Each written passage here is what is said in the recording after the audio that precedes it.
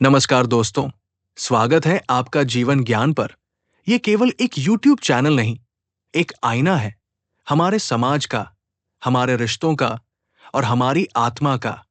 आज हम एक ऐसी कहानी सुनने जा रहे हैं जो युगों पहले घटित हुई, लेकिन उसका दर्द आज भी हमारे दिलों में जीवित है। क्या आप सोच सकते हैं कि कोई माँ अपने ही बेटे को पहचानने से इनकार कर दे? क्या कोई इतना कठोर हो सकता है?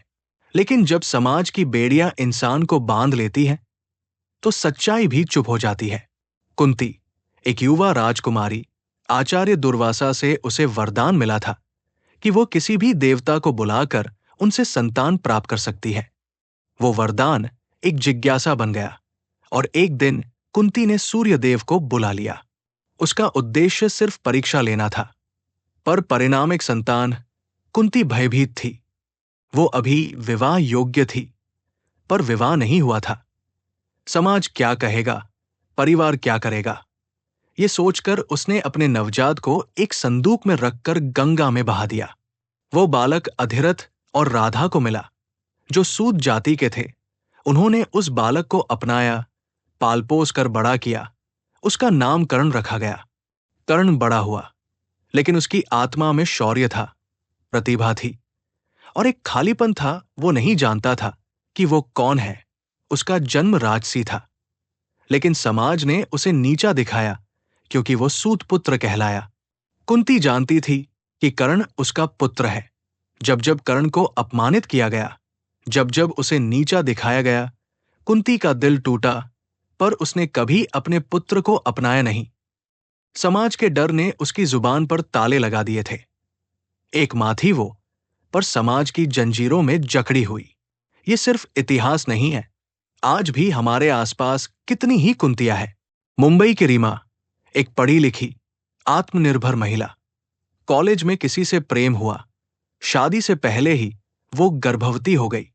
परिवार के दबाव और समाज की इज्जत की चिंता ने उसे मजबूर कर दिया बच्चे को एनजीओ में छोड़ने के लिए। सालों बाद उसने अपने बेटे को एक स्टार्टअप के संस्थापक के रूप में सोशल मीडिया पर देखा। उसकी आंखें भर आई। वो जानती थी कि ये उसका बेटा है, परंतु उसने आज तक उससे संपर्क नहीं किया। क्यों? सिर्फ इसलिए कि समाज क्या कहेगा। कर्ण की प्रतिभा को पहचाना दुर्योधन ने उसे अंगराज बनाया, लेकिन लोगों ने उसे हमेशा उसके जन्म से ही आका। वो अर्जुन से श्रेष्ठ था, पर समाज ने उसे हमेशा सूतपुत्र कहकर पीछे धकेला। उसने अपनी प्रतिष्ठा के लिए, अपने आत्मसम्मान के लिए दुर्योधन का साथ दिया, पर उसकी आत्मा आज भी उतनी ही उजली थी जितनी किसी देवता की हो सकती है। वो बना दानवीर कर्ण। महाभारत की जंग से पहले कुंती ने साहस किया।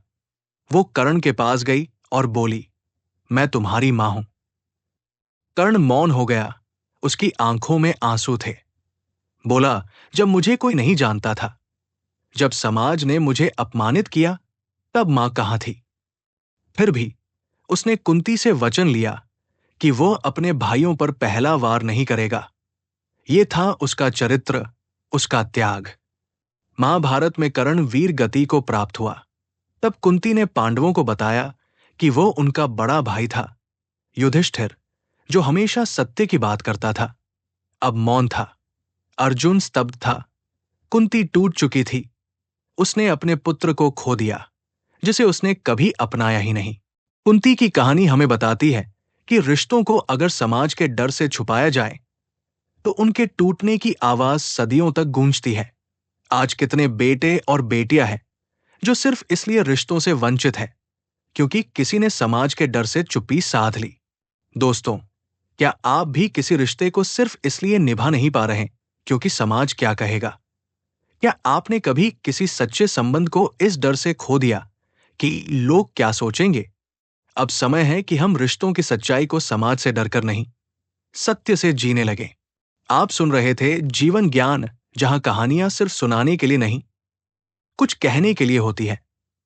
अगर ये कहानी आपके दिल को छू गई हो, तो इसे जरूर लाइक करें, कमेंट करें और अपने दोस्तों के साथ शेयर करें।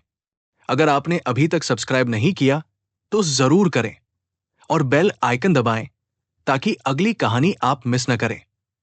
फिर मिलते हैं एक नई प्रेरणादायक कथा के साथ। तब तक याद रखिए, सच को कभी छुपाना नहीं चाहिए, खासकर जब बात रिश्तों की हो। धन्यवाद।